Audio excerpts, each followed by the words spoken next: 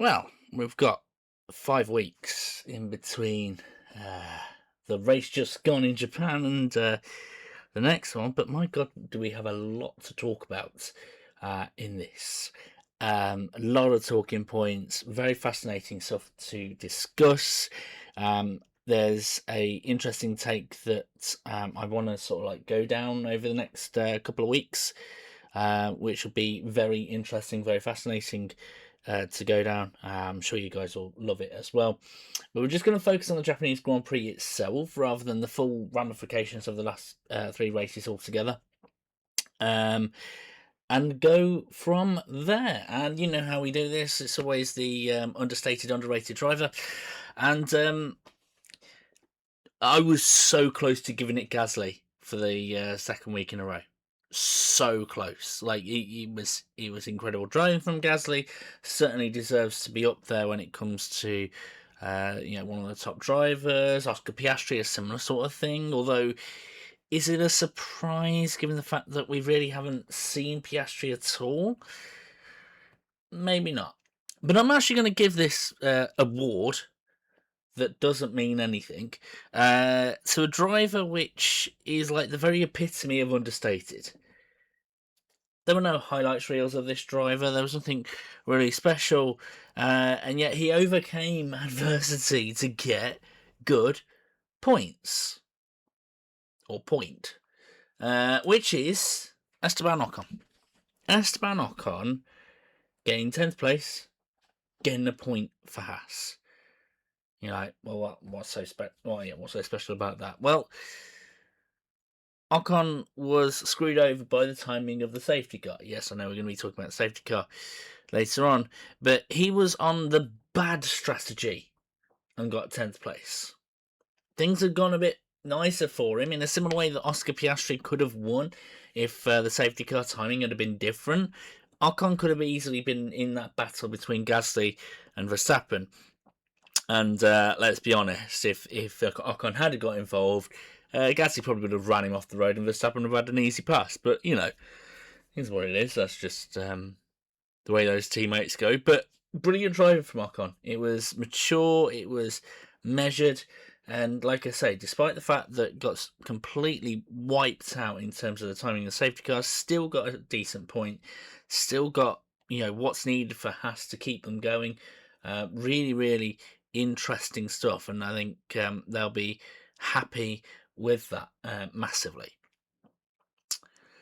But like I say, there's another discussion when it comes to the safety car, because the incident that brought out the safety car was a little concerning. This one in particular, and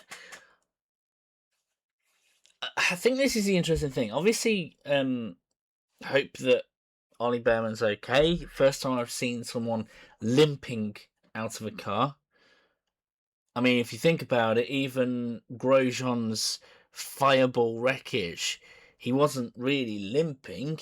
He got help, but he wasn't exactly fully limping to the point that Ollie Bearman was. So, must have been a huge incident. But that wasn't the scary thing for me. Or it wasn't the scariest thing. It certainly was scary. But I think what was scariest was what it could have been. And, the closing speed that he had on Franco Colapinto. What was it, 60, 70 kilometres an hour?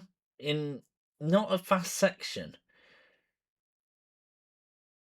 Just imagine it from your side. You're driving motorway speeds and then all of a sudden somebody's doing, what?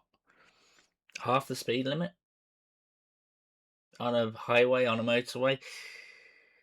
It's gonna make you nervous. And by the way, no brakes. You're not going to see. No brake lights or anything like that. You're not going to see anything like that. You're going to see a bit of harvesting, but you're not going to think it's that extreme.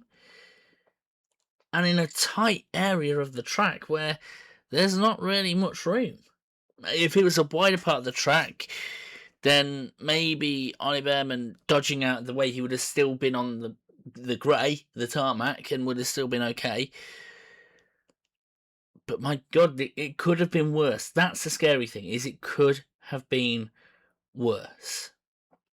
People are talking about that it could have been the equivalent of Mark Webber's plane crash, and it could have been even worse than that. I mean, the Japanese Grand Prix is getting quite notorious for either near misses, extreme near misses, or really horrendous scenes. Rest in peace, Jules Bianchi, for example. And this is the point that I'm trying to get at, is up until the Japanese Grand Prix, I was loving the new regulations. I've got to say, I really was. Yes, the overtakes were artificial. The overtakes were artificial when DRS was first introduced. And like I've been saying for a while, push to pass, these types of overtakes have been there since the 80s. That has been there. Like I say, Nigel Mansell did once talk about having a push to pass. I remember reading his autobiography where he was talking about that, and that's the thing that should be going forwards. But I don't. Let me try and explain what I'm going to go on. What do I like about the regulations? I love that the aerodynamics are forced to be simpler. No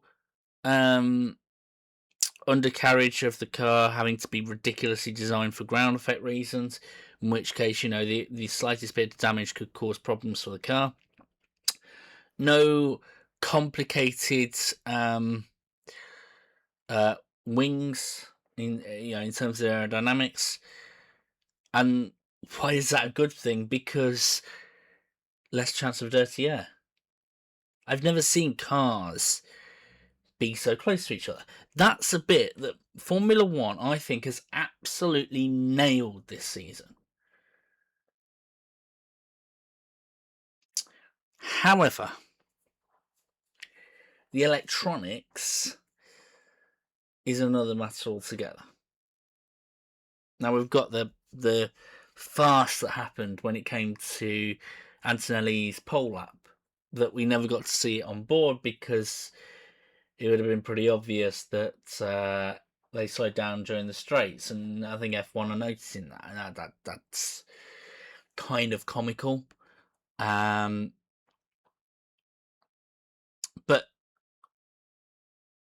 I'm not looking at it from an entertainment perspective. It's purely a safety perspective, and the drivers have had it right on the money that they thought that this would happen.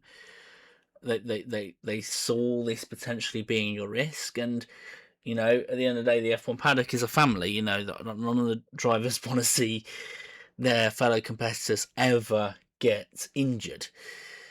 So I suppose, what is the solution?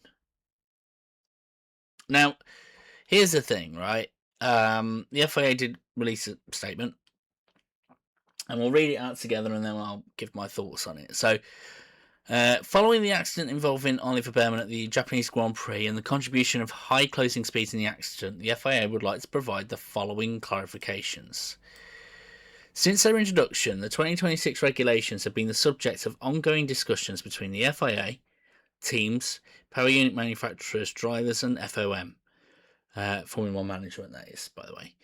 By design, these regulations include a number of adjustable parameters, particularly in relation to energy management, which allow for optimization based on real-world data. Gibberish, basically. It has been the consistent position of all stakeholders that a structured review would take place after the opening phase of the season to allow for sufficient data to be gathered and analysed. A number of meetings are therefore scheduled in April to assess the operation of the new regulations and to determine whether any refinements are required. Any potential adjustments, particularly those related to energy management, require careful simulation and detailed analysis.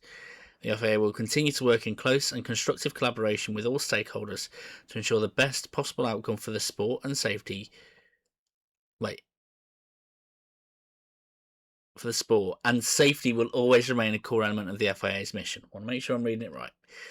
At this stage, any speculation regarding the nature of potential changes would be premature. Further updates will be communicated in due course. Now that's fine. Look, I think anyone who reads PR knows that the first one or two paragraphs that, FIA mention, whether it's in statements or whether it's through a spokesperson, is just gibberish, right? It's just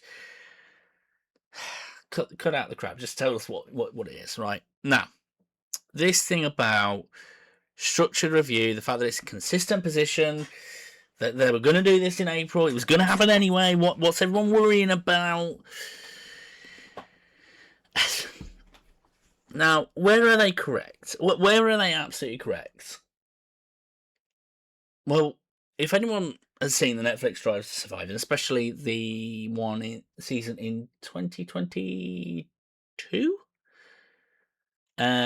it reflects on the 2021 season, will know that there is actually some elements that's correct here.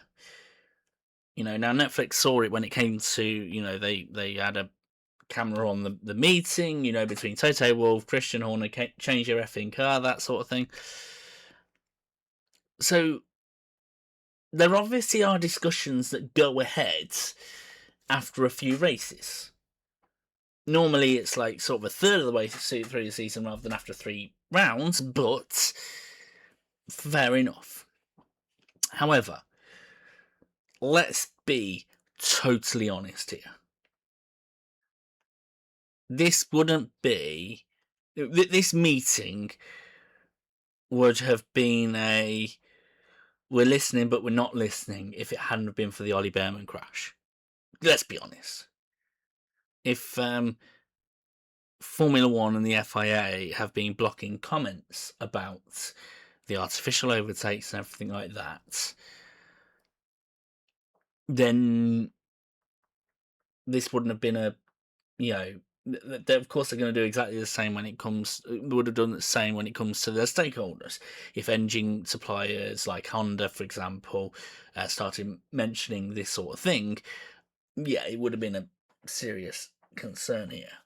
And I think this is the thing I want to talk about, is that, what am I going to say? Because now the safety concerns that the drivers have been mentioned have just literally been played out in front of everybody so that it cannot be ignored. That's changed things. You can bet your ass Haas are going to raise this up, and TGR are going to raise this up in that meeting and basically go, this is a big problem. So are Alpine, and so are Mercedes. And that's, if you think about the engine manufacturers behind it, that's Mercedes and Ferrari. They're potentially going to be raising that up.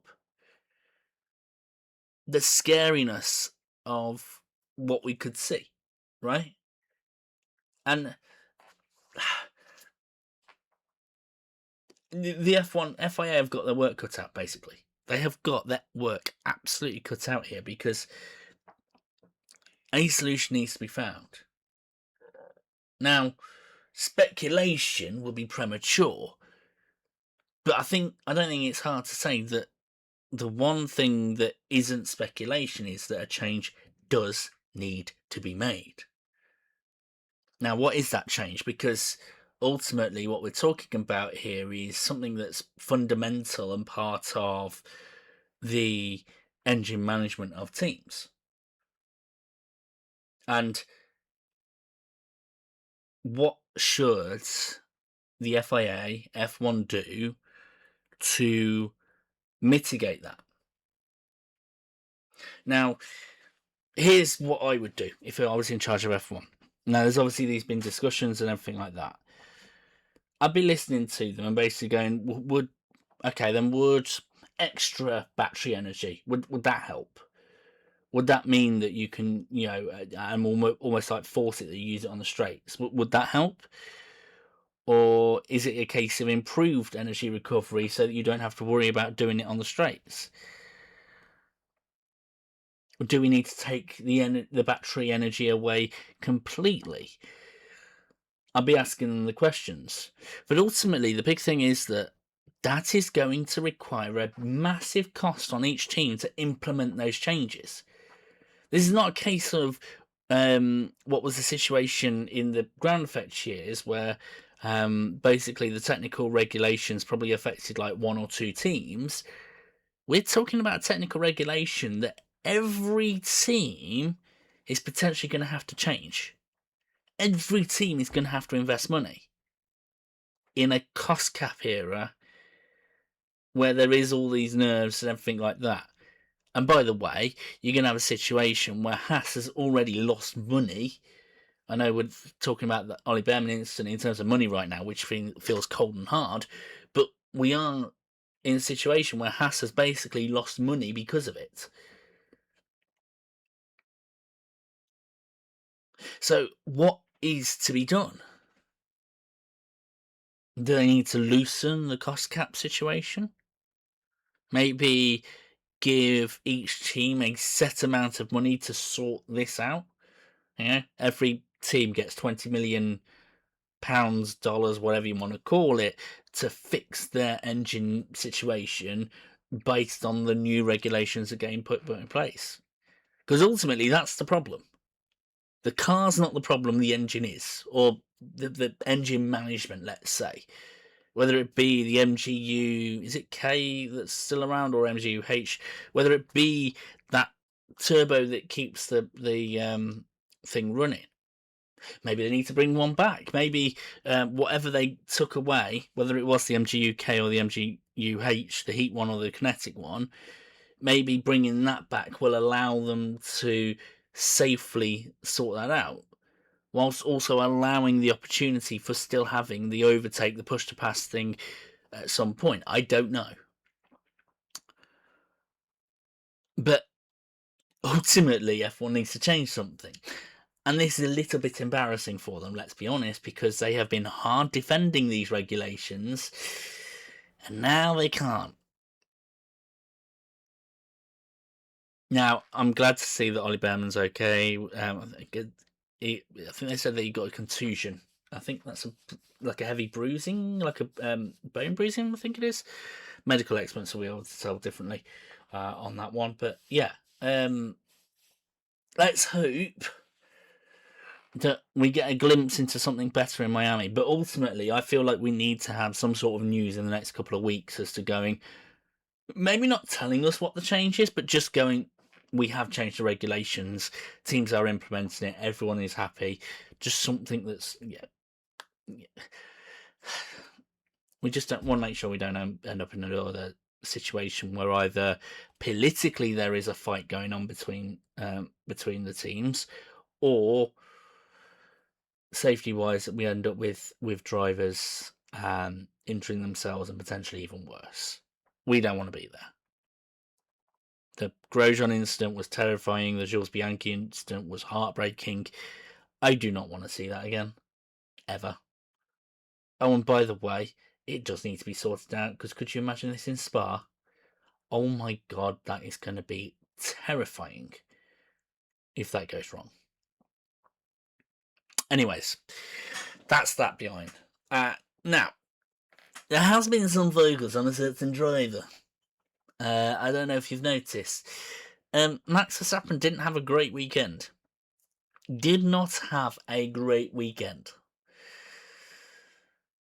Let's not think about the race just yet, or the qualifying, because that's its own story altogether.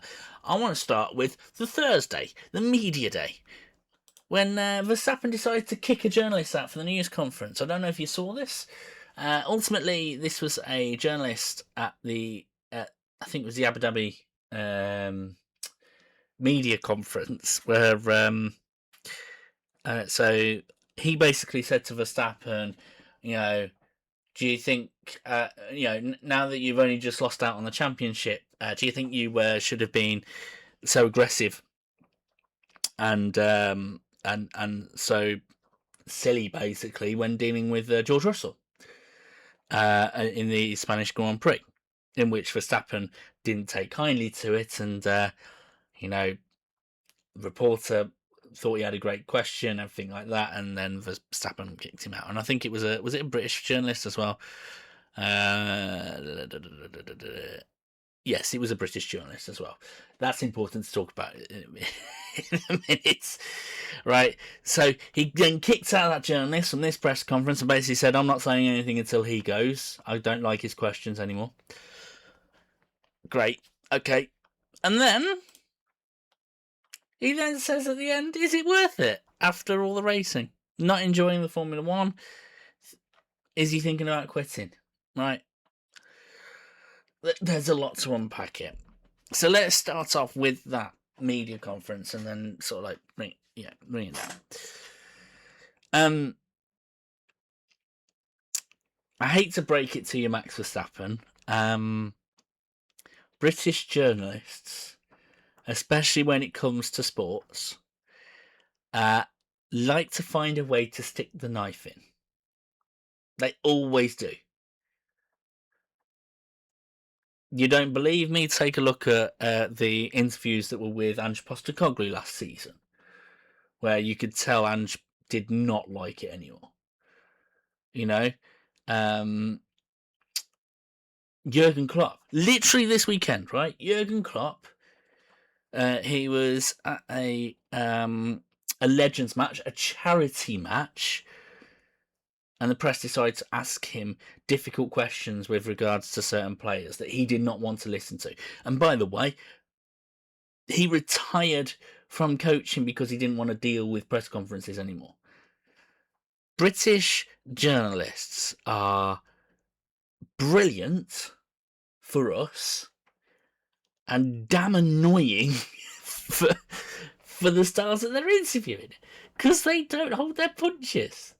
They want a good line. They want to dig something out. Case in point when it comes to Formula One seasons, right? That of like the most memorable moments are always the incidents, right? What's the thing that the journalists always think about when it comes to the championship between Michael Schumacher and Damon Hill? Do they consider the races before Adelaide? Absolutely not. They always think about Adelaide. That one incident that Michael Schumacher did that basically forced Damon Hill out of the race and won Michael Schumacher the title. They won't focus on the other moments, the races that Michael Schumacher did well in that won him the title. They'll focus on that incident. 2008. Will the media focus on the times where Hamilton got screwed over? You know, Belgian Grand Prix, for example. No, they'll brush that one under the carpet. They'll think about Spygate and how that affected Felipe Massa, and they'll think about obviously the Brazilian Grand Prix that is that clock moment. That is British media. They like a good story.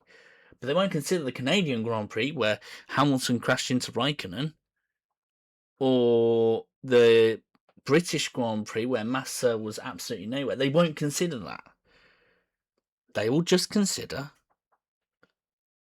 the big stuff, the one that generates a lot of headlines. So yeah, of course they're not really going to think about the times where Red Bull had a bad car. They're going to think about the one race where Verstappen was a bad driver or had a bad temper. Abu Dhabi. 2021.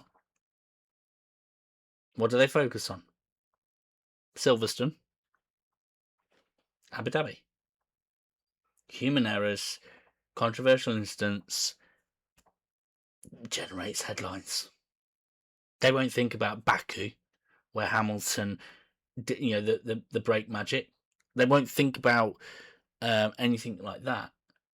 They will think about the ones where there was a bit of human error, or a bit of controversy, bit of conspiracy, and make a big thing out of it. So I hate to say it, Max Verstappen, you're probably just going to keep getting that.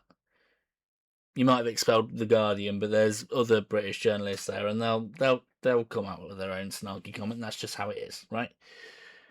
It's dumb. But guess what? It's given a good impression here. Like that, in a sense, Verstappen kicking out a journalist has given the media exactly what they want, because they want to paint Verstappen out to be the bad guy. And whether it was with regards to the George Russell incident or him kicking out a journalist, they've got their news story.